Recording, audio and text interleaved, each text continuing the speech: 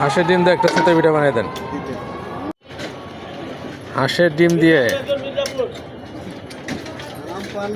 চিতই পিঠা বানিয়ে দিতেছে হাসান ভাইয়ের।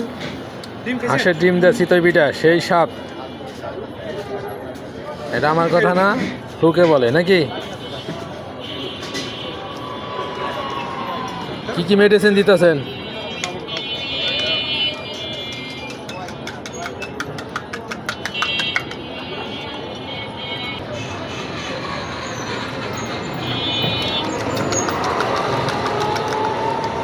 হাঁসের ডিমের সাথে চিতই পিঠা সেরকম স্বাদ।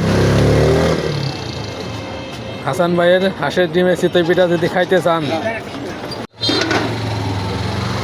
ও সে হয়েছে গো। হাঁসের ডিমের সাথে চিতই পিঠা দেখানোর মতো।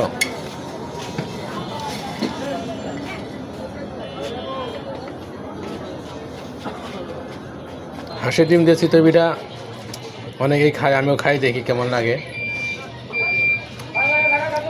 এই যে আপনারা দেখতে পাচ্ছেন বন্ধুরা, হাঁসের ডিম দিয়ে চিতই পিঠা খাই, দেখি কেমন লাগে। অসাধারণ, সেই স্বাদ। হাঁসের ডিম দিয়ে চিতই পিঠা এত স্বাদ।